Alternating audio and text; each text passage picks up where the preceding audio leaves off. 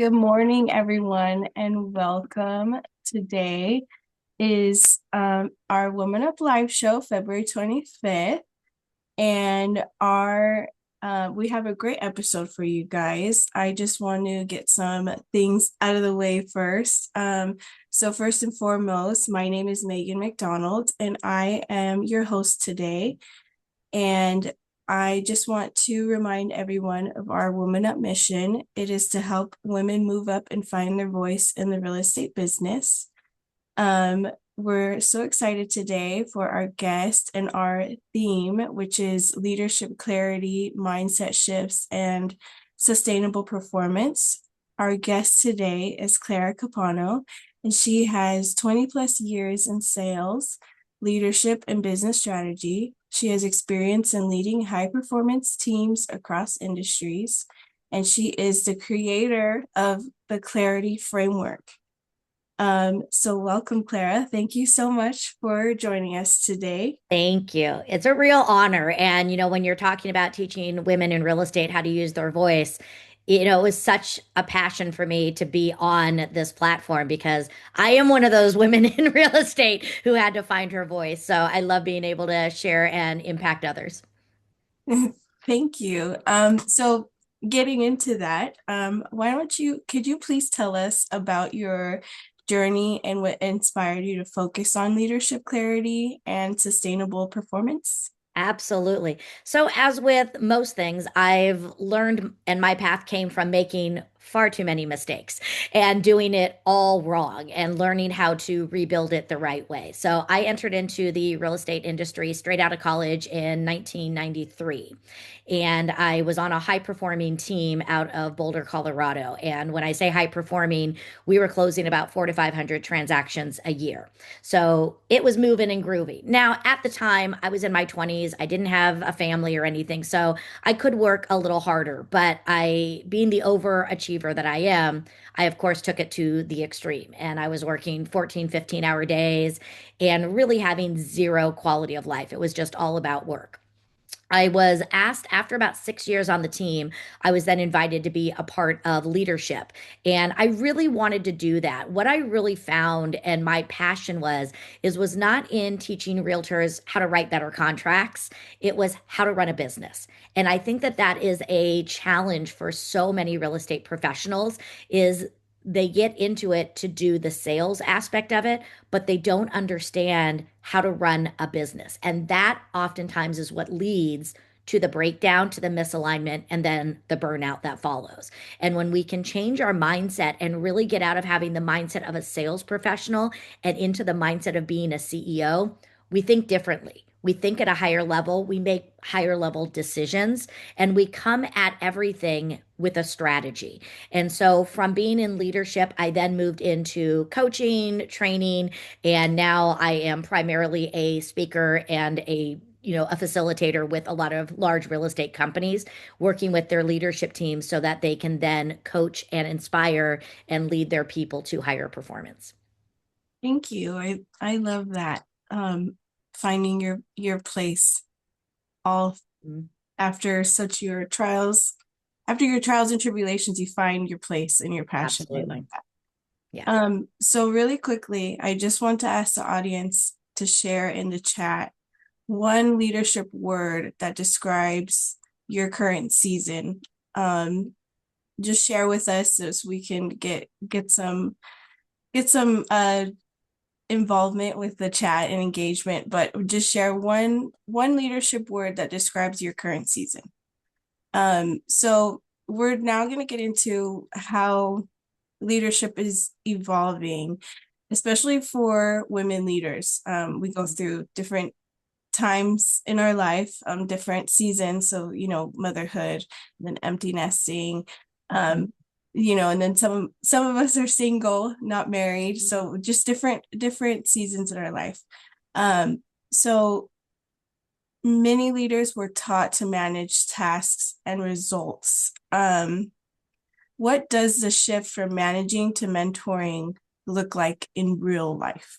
Sure. So, you have to understand that management and leadership are two very different things. There's a time and a place for both of them. Managing is all about the tasks, and that's where we have phrases like drive production. Leadership is really about clarifying the path to get to your future. This is where I like to talk about inspiring action. And when you are working, whether it's leading yourself or leading others, it's coming into that area of where you're inspiring them. You're helping them to see a bigger picture.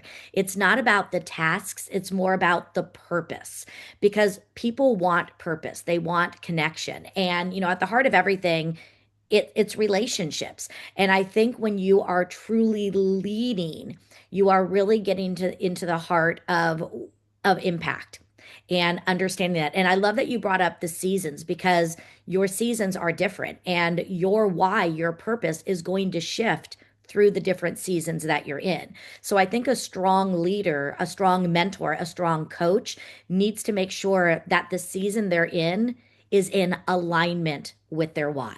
So that, they have that. I don't like to talk about work life balance, it's work life harmony and making sure because when you really are clear on your vision of what success is for you, when you're clear on how that vision is a part of your season, that's when you can really start to make decisions that are in alignment. What is the right activities you need to do? What are the hours of operation that are going to be most beneficial? What is the highest and best use of your time and how you're investing your time in each and every one of those seasons? So, in short, mentoring leadership is really about alignment and really having a strategy that fits into where you want to go into the future. Thank you. I'm writing notes here. Um, so what what are some signs a leader may be stuck in a directive leadership style instead of a development focused one? So, it's directive is just like it is you're directing. So, telling over asking. So, what I really encourage leaders to do is develop two key skill sets: asking questions, and then the second part of that, which is listening. You see, most people know what they need to do. They know what's stopping them. They know, what they need to get out of their own way with. It's oftentimes they need someone to unlock that vision and give them the space and the freedom to explore it more. So if you're telling, then you're directive. If you're asking, then you are more guiding and leading. Thank you. I think that's important too, and just having your people know that you're listening to them. I think that's very important. So from your experience leading high performing teams, what mindset shifts helped you become a more effective leader? Yeah. So, there's a lot of them, and I'll kind of weave them into real estate, and these are in no particular order. I think it's really important to understand that when you are leading your team, you've got to make sure that you have a mindset of service over sales. We're not here to sell anyone anything, we're here to help them. When people are making moves, and I'm talking about the general public, when they are moving, they are often moving because of some sort of life change. And the reality is, there are millions of people going through life changes every year. And most people have the mindset that their success in real estate is determined by what's happening in the economy. What we need to understand is that is not true. Real estate and your success is by understanding change and by really focusing on the changes that your people, your sphere of influence are going through. Now, the economy can expand that or constrict it, but you have to have the mindset that there's always a market because that puts you into a realm of being more abundant and less scarce. So that's one mindset. The other mindset is being the mindset of a CEO. Are you showing up? Because it doesn't matter if you're running a company, every realtor is running a company. They are a small business owner. It doesn't matter if their business is a business of one or 1,001. They are running a company and they have to shift into a mindset of being a CEO. So they are thinking at a higher level and making higher quality decisions and strategies. I also then think it's a mindset of value. There's something now, I am an independent contractor. I work for a company called Ninja Selling, and we do a lot of real estate training for professionals across, the globe. And one of the things that we really help people understand is the mindset of value. Because the economic law states that money flows to value. So you've got to start getting clear again, not on what am I selling, but how am I serving people? What is the value that I am delivering them? And it's not about the value just during the transaction. It's also how are you delivering value and staying connected between the transactions? Because the average person is moving about every decade. Mm. So if I just show up when they're ready to buy and sell, I'm going to be very transactional. I need to figure out how to be relational with them, how to be more of a trusted advisor with them between the transactions, because it's about being relational and not transactional. So those are some of the, I think, the key mindsets that you need to have. Nice, thank you. And so, um, how does a leader keep themselves accountable? So, how you say making the mindset shift, and you've made it very clear what directive leadership and mentoring leadership, the Mhm. difference between the two. But how can someone recognize their leadership style and make themselves accountable so Mhm. that they can create a supportive and Yeah. empowering environment for everyone around them? So, a couple things. One is I would seek out feedback. Seek out feedback from your agents. You know, uh, that is a reflection of your leadership. If they are performing, if they're not performing, if they're having work-life harmony, if they are, doing these things, that's a key indicator on your leadership style because we lead the culture. So, again, look at your culture and is your culture what you wanted to create, yes or no. So you have to seek out and be willing to hear feedback. The other thing is when it comes to accountability, there is no better way than investing in your own leadership and getting yourself a coach. I've been a coach. I am a coach. I have coaches. And, that's one of the best things that you can do is to really make sure because leadership is a skill and it's one that you can enhance and it's one that also can go off the rails really quick. So I would encourage you, whether it's getting into a mastermind group, having an accountability partner, or investing in an executive level leadership coach, I would highly recommend that. Great tips. Thank you. Okay, so now I want to deep dive into clarity and how clarity drives performance and culture. And can you just walk us through what clarity represents and how leaders can apply it? Yep, absolutely. So clarity, it's not some fluffy word. It's actually a non-negotiable and it's a skill set that we need to start leaning into. So my framework is I refer to it as the clarity quotient framework. And I want to kind of give an example of what it is. So first we have our IQ, which is what we know. We have our EQ, our emotional intelligence, which is how we respond. But our clarity quotient is really how we maintain our focus, our intentionality, and our purpose so we can actually get results. The best way to explain clarity is with a car. If you think about the engine is really your IQ. The suspension, how it drives, is sort of your EQ, but your windshield, that's your CQ because you can have your car completely tuned up, filled up with the highest performance level of gas, but if your windshield is dirty, you ain't going anywhere. And the truth is, when people do not have clarity, the opposite of that is confusion. And when you're confused, you cannot go forward. So it's about getting clarity around your vision. Again, what is the vision of your culture? What is the vision of the type of company you want to have and your why? It's then getting clarity around your role in the organization. Because if you don't know your role, how can you lead others? Because that's when you start micromanaging and getting involved in areas that you don't. So you got to get clear on your role. You've got to get clear then, knowing your role. What are the activities that you need to focus on? Because the reality is, you can do everything. We are capable beings. It doesn't mean you should do everything. So you got to get clear on, how, doing that. And then again, the clarity on how you're showing up each and every day, your energy. Because when you are clear in these, this is how you use this as checks and balances. Because when decisions come up, whether it's meetings, whether it's bringing people onto your team, working with strategic partners, all you have to do is feed it in.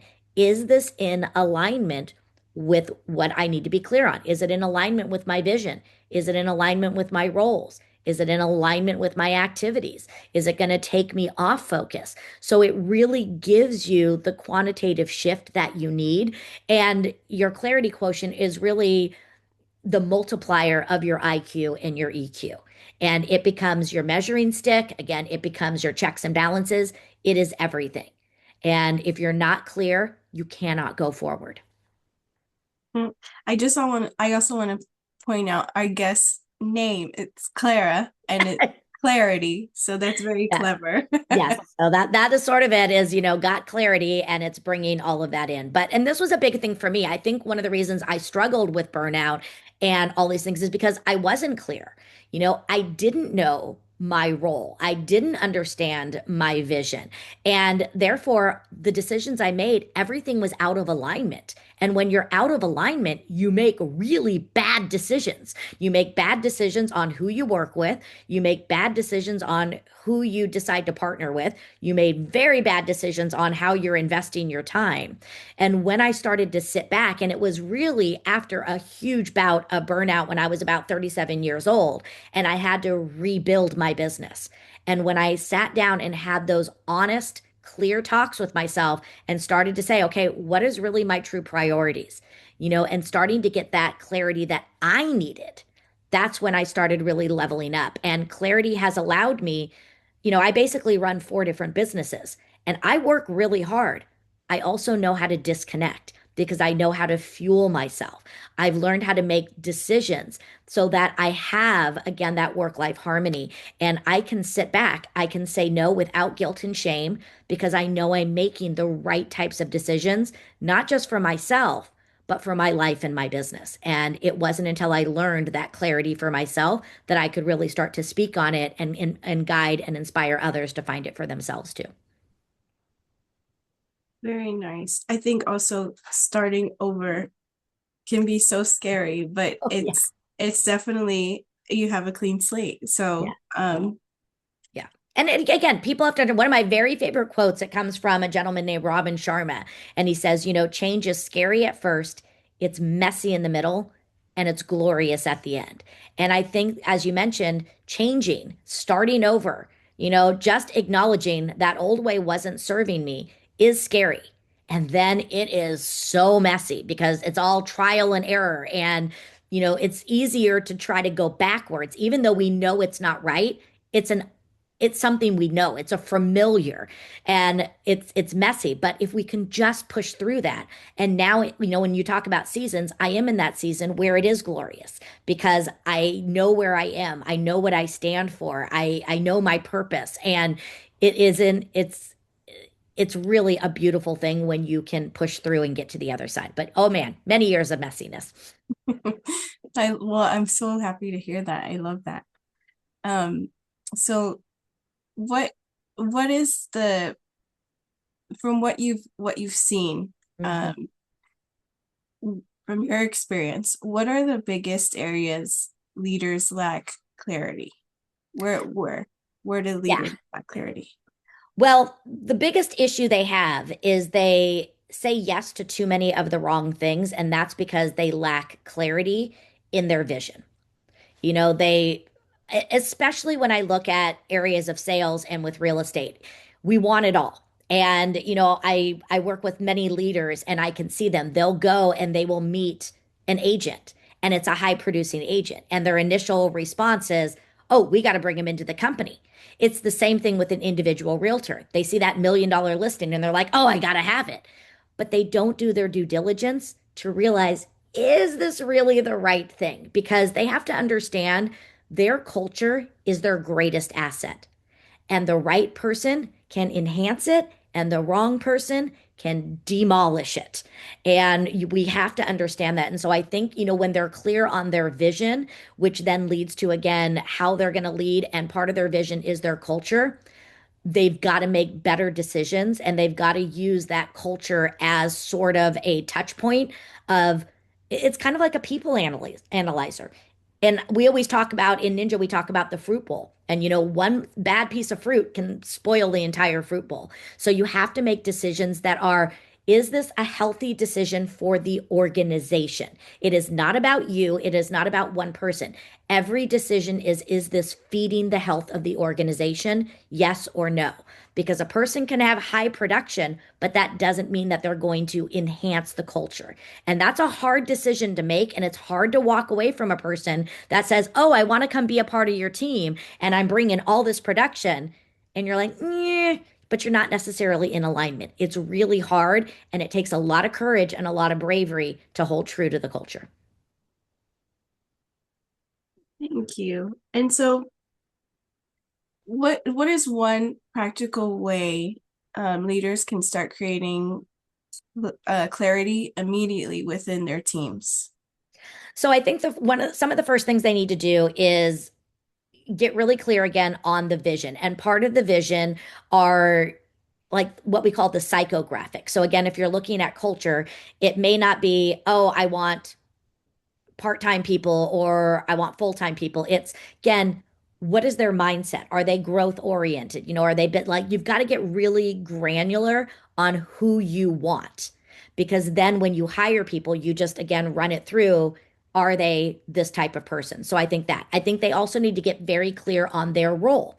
Is their role going to be recruiting? Is their role going to be training? Is their role going to be simply being a visionary? So they have to know because their role then determines who they need to hire underneath them to help them run the ship. And then it's about staying in your lane and bringing those items on. So I think those are some of the things. And then once they're clear on the culture and their role, then they can start getting into, okay, the clarity of time. What do I really need to be spending my time doing? What is the highest and best use?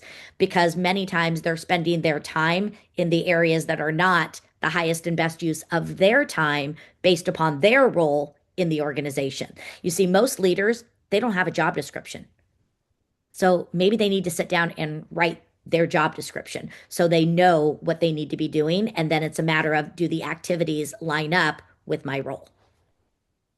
Yeah, and I think that's difficult too to let things go and to Mhm. really understand your role because Really hard you because want it's your to you baby, do you want to especially if it's your cover. team, if it's your Yeah, company, that's your baby. And it's really hard to do that. But you got to go back to, again, the health of the organization. When right. you decide to start a team, when you decide to start a company, it's not about you anymore. It's about the company, and the company becomes your baby, and you've got to start making decisions. It's just like a parent. At some point in time, you got to send your kid to school. And you got to Yeah. trust that the teacher is going to be on deck. So you got to bring in your team. And this is where bringing in the right support system, because you can't do it. Again, you can do it all, but you shouldn't do it all. You're not going to get your results by doing it all. Yeah, and I just want to point this out to our listeners today. No is a complete sentence. So, Yep. and it took me a long time to learn that, but no Yeah. is a complete sentence. And what I encourage people to do is to understand this too, is when you say yes to something, you automatically have to say no to something else. So you got to start understanding that. And when you say yes to something, what is that going to make you say no to? And that's almost a more important thing to look at. Yep, that's I like that. Um, so you talk about building businesses that perform because they're aligned, not chaotic. Mhm. What does alignment look like in action? So, alignment again means that everything is working the way that it's lined up. So, you might have an organizational chart. You might have sort of like an agent journey or, a client journey. So, you want to make sure you're doing that. So, it's making sure that each person is doing their role. Think about if you go into surgery, if you go into an operating role, there might be 10 people in there. Everybody has their role. Think of an assembly line. Everybody has their role. That's alignment. So the leader needs to be doing their job. If they have, a CEO, the CEO needs to be doing their job. The CFO needs to be doing their job. The person in charge of training needs to be doing their job. So the idea is it's not just clarity for you, it's clarity for each and every part, and then making sure that everybody is showing up and really doing their part. And when everybody is doing their part, that's when that's when the assembly line starts to work. Now, there has to be collaboration with it, and there can be a little bit of cross alignment, but you've got to make sure that most people are staying in their lane because it's when people start weaving in and out of their lanes, that's where a lot of confusion starts. That's where a lot of misalignment starts, and that's where the micromanaging grows, and that's not healthy. Yeah, micromanage. No Yeah. good. So really quickly, I just want to ask our listeners, all of our attendees today, what has been more impactful in your career, being managed or being mentored? I know that's a pretty like common sense question. Of course, we would, I assume I already know the answer, but it's just a way to get our listeners to really think about it. What has been more impactful in your career, being managed or being mentored? Excuse me. Um, And I do want to just share again, I think there's a time and a place for both. There is some times where you're going to be sitting down and your people need to be directed. So, as a leader, you need to know when to manage and when to inspire and lead. that's a good point. I like that. And that's very true. So, um, it's about balance, like you say, balancing results with people, which kind of is leads into our next question. um, so how can leaders drive strong performance without sacrificing the team well-being? So, when we talk about the team well-being, it's going back to what is the vision of the team? What is the vision? Because that team is an organization. So, what is the ultimate mission and vision? And then making sure that decisions are made based upon the team, not on the individual parts. So, every decision again is this going to be healthy? And I'll just give an example. When I was early in my career, I mentioned I was on a high performing team. So, when we made certain decisions, we looked at and we made them as a team. As simple as if our team leader, who was the primary rainmaker of the group, if she was going to reduce her fee, because we don't want to reduce our fee, but sometimes it makes good business sense. If she was going to reduce her fee, she actually had to come to the team with a presentation of this is why I think it makes good business sense because it wasn't just her profit, it was the profit of the team. And that impacted all of us. If there was a client, is this client coming in? Because the client wasn't just going to work with one person, the client was working with everyone. So, was it going to impact the team positively or negatively? So, again, you have to start making decisions based upon the health of the team, not an individual.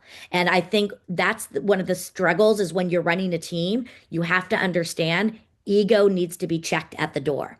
And a lot of team leaders, they hang on to that ego because it's their team. It's not, it's our team. It's our culture.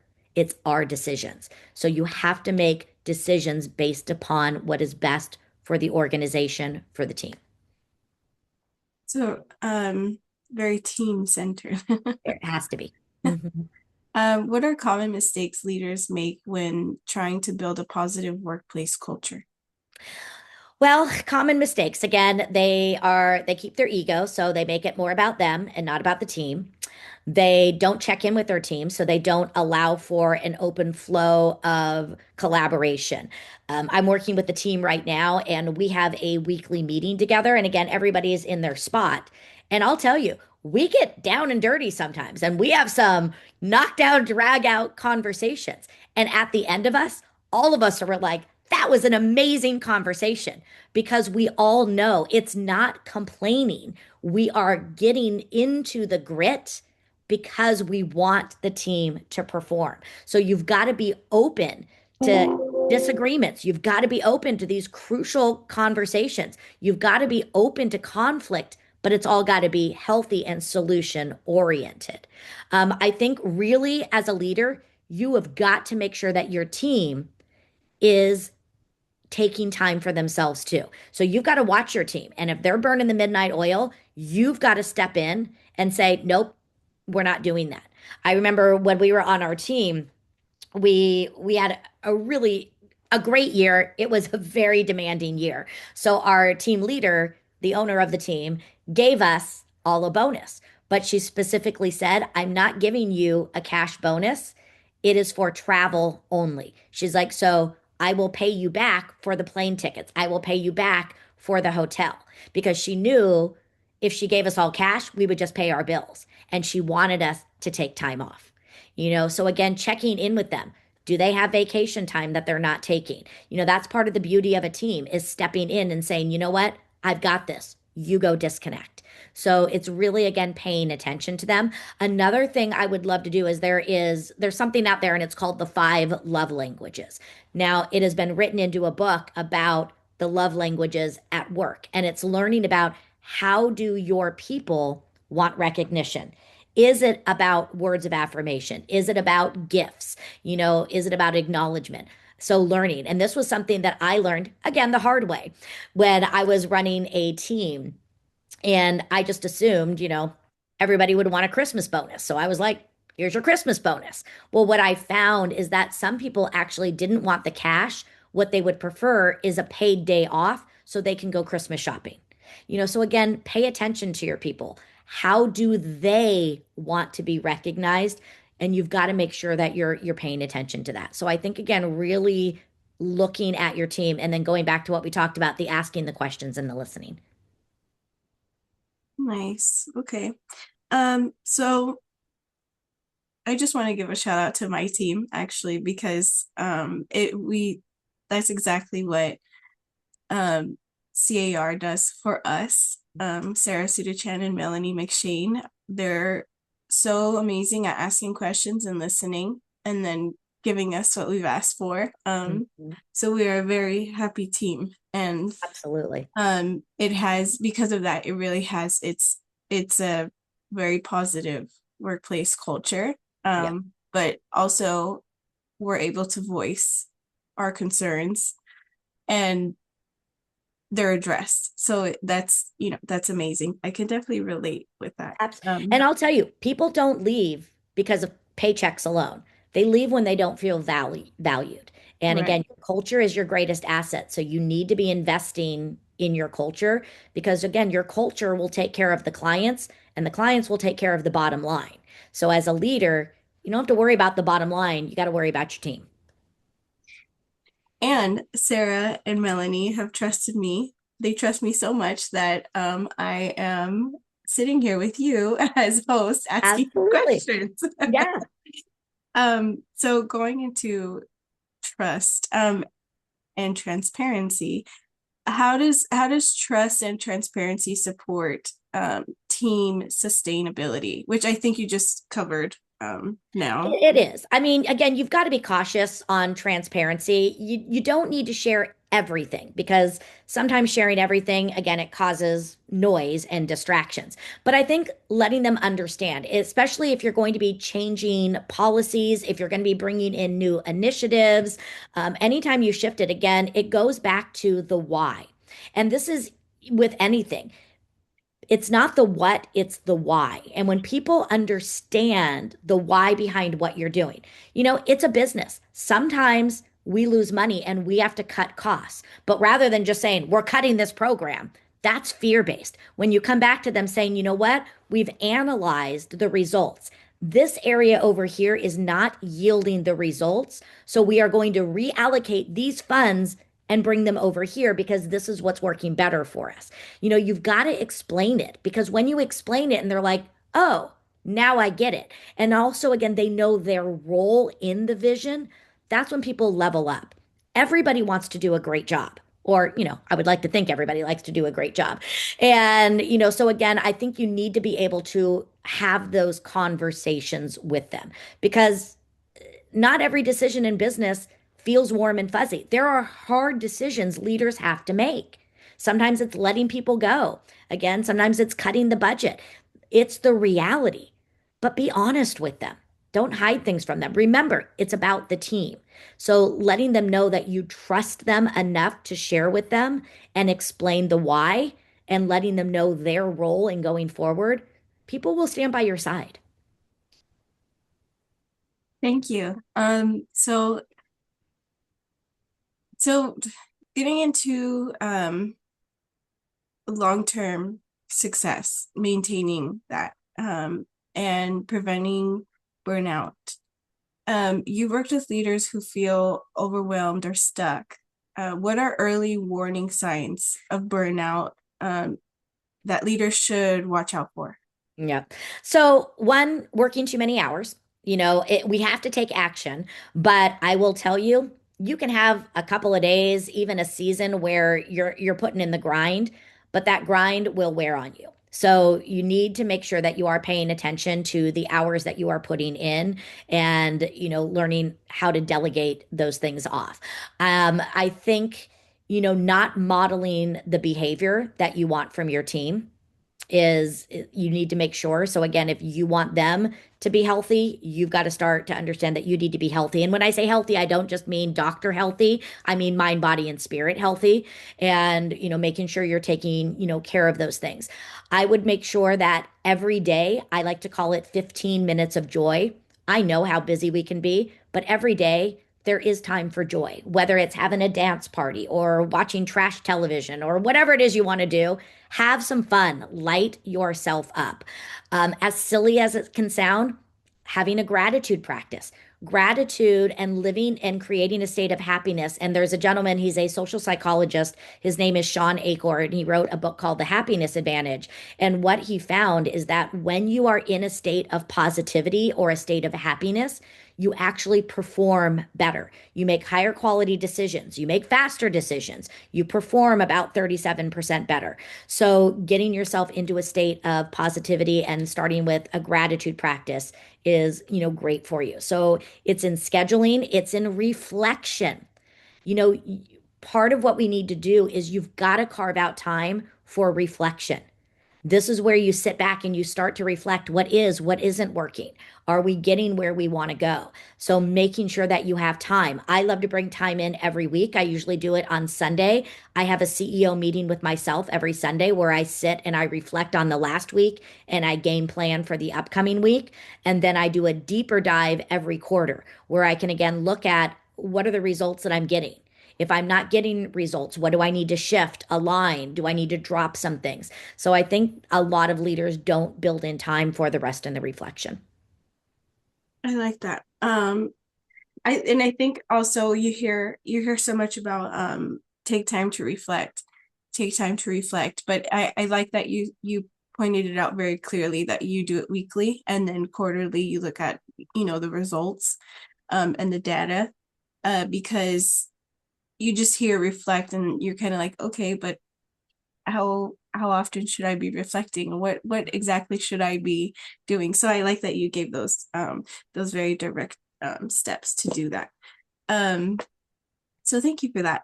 Okay, so how can leaders maintain high performance without creating constant pressure?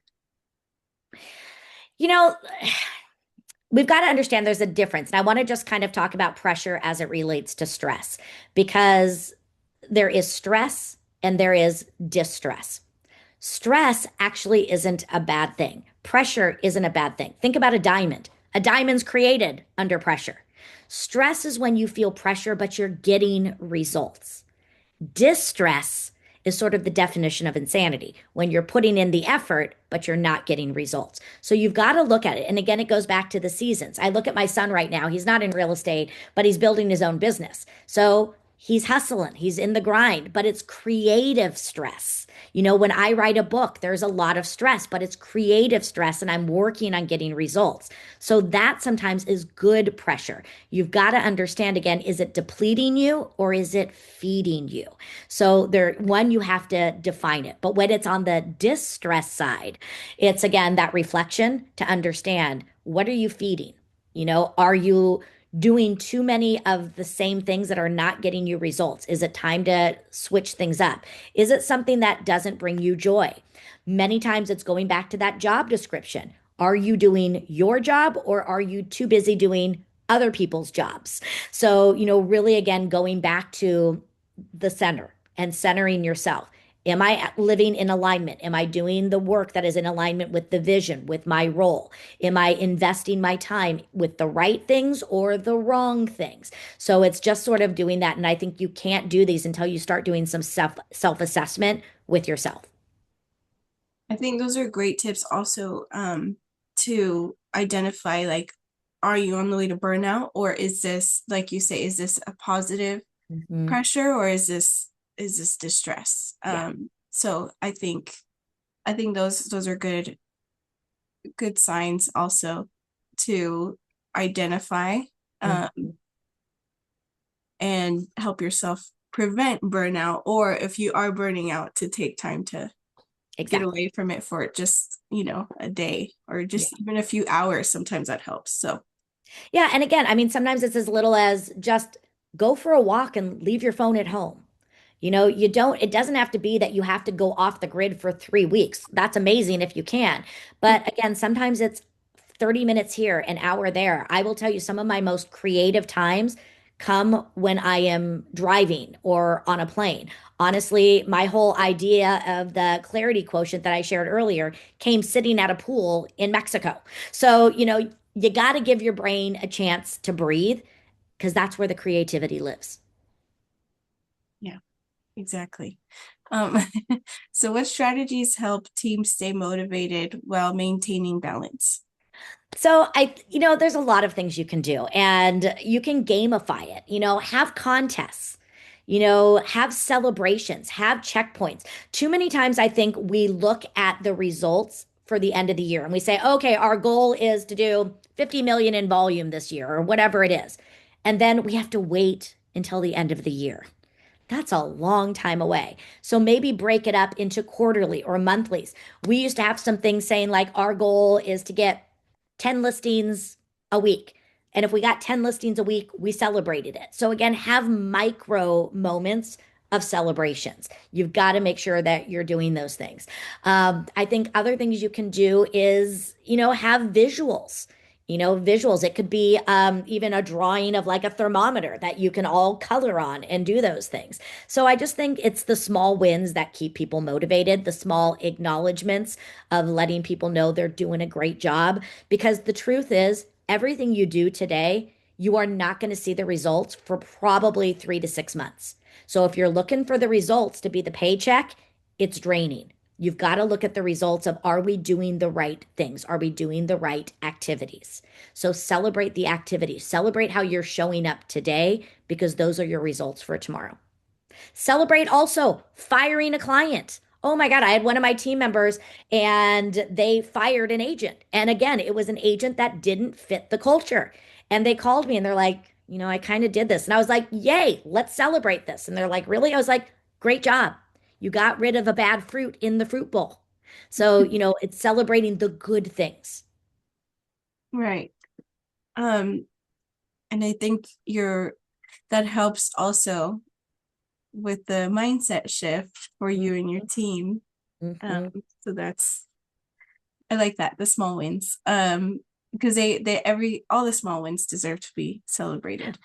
Yep. Um, so, and especially for those of you listening, the small wins matter. I know, in real estate, it's so easy to, you close one listing and you're like, okay, on to the next. Let's go. Mhm. But it's important to take time to celebrate and understand what you're doing Mhm. correctly.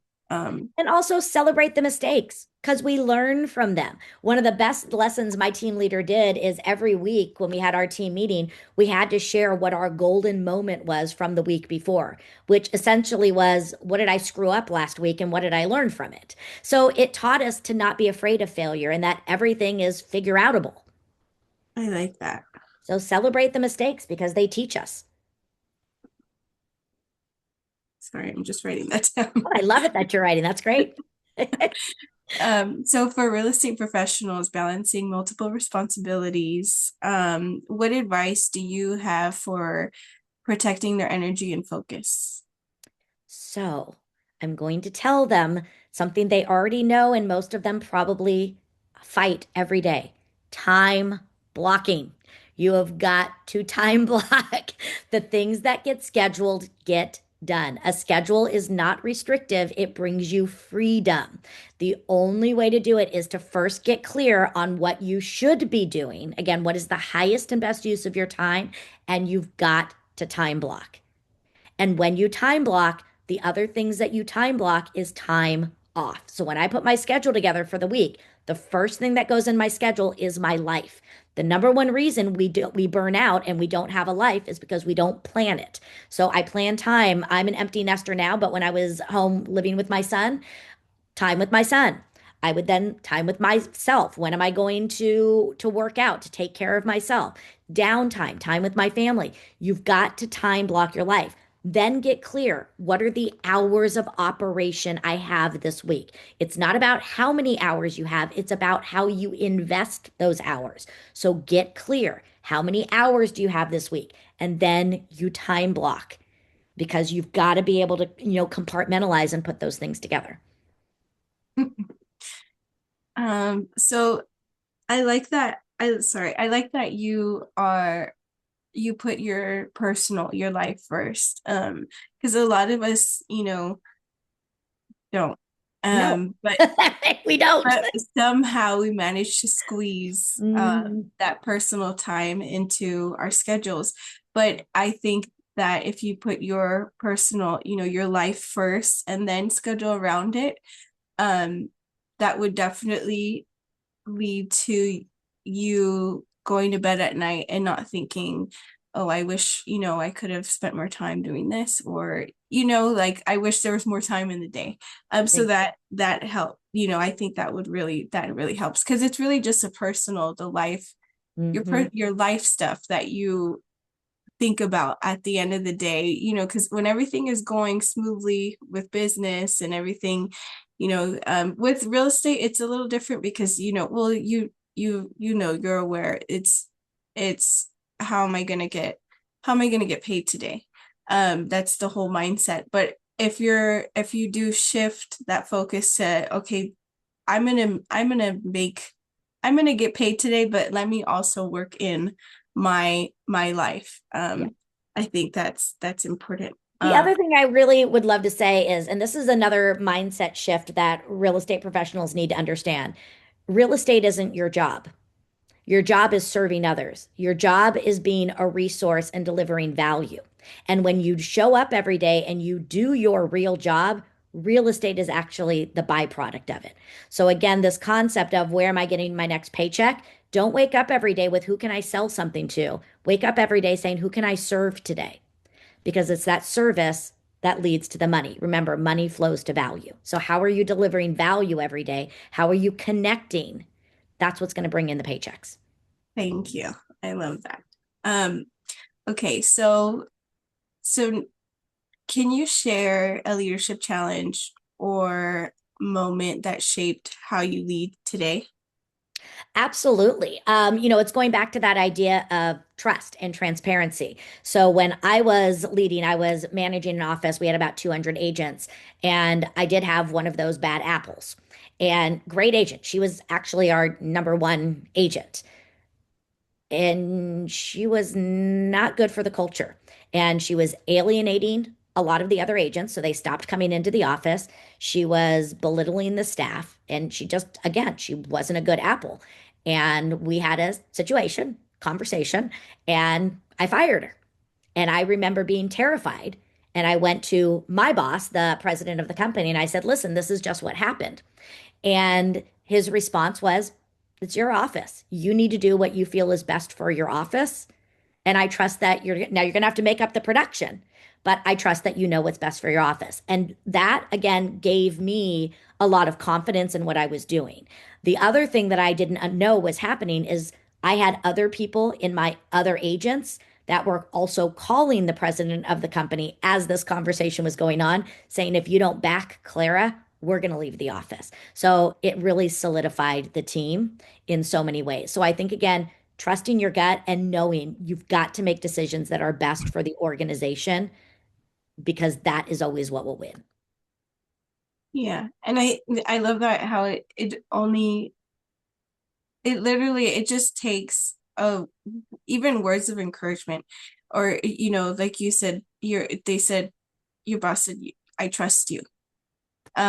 So I think that's important too as a leader, just letting, exactly, like, you're transparent and letting your people know, I Mhm, trust you, or even you're doing a great job. It's just little things like that will help bring up mhm. that confidence. So that's I I like that. I like this whole conversation. So what is one leadership myth you would love to debunk? Oh, that again, just the myth that it's all about the bottom line. Again, at the end of the day, we're running businesses. I get that, but I think it's shifting it and it's focusing, don't focus on the bottom line, focus on your people. Your people are your greatest asset, and your people will take care of the bottom line for you when you take care of them. I like that. Okay, so let's do we are, coming to a close, but let's do some rapid fire questions. So what's one word that defines strong leadership today? Clarity, What's a daily habit that helps you stay clear and focused? gratitude, A book, podcast, or resource that shaped your leadership style? The Go Giver by Bob Berg. Okay, sorry, I'm writing it down. And one piece of advice for emerging leaders. Be patient, trust yourself, and get support. Amazing. If listeners take away just one message from this conversation, what would you want it to be? To understand that leadership is a skill, that you've got to give yourself grace and compassion. You will make mistakes, and all of that is okay, and that you are stronger than you think you are. Thank you, Clara. Um, Absolutely. Thank you. so that concludes our episode. I'm going to ask the chat, or ask our listeners to write in the chat to share their biggest takeaway. And also, if you would like to share your story, please do so by going to iamwomanup.com/share your story. And I just want you all to know, if you would like to watch this episode, a replay of this episode, you can go to the Woman Up blog at iamwomanup.com/blog. It will be posted there, hopefully within the week. And our next episode will be on March 18th at 11 a.m. And just a friendly reminder, our Woman Up conference will be on August 19th at the Westin Pasadena. And our theme this year is Reignite Your Why. Clara, I want to thank you so much for joining us today. This was an amazing episode. And again, shout out to Sarah Suter-Chan and Melanie McShane for trusting me to host this episode. And we hope to see you again soon, Clara. Thank you so much. Absolutely. My honor. Thank you so much. Thanks. Bye, everyone.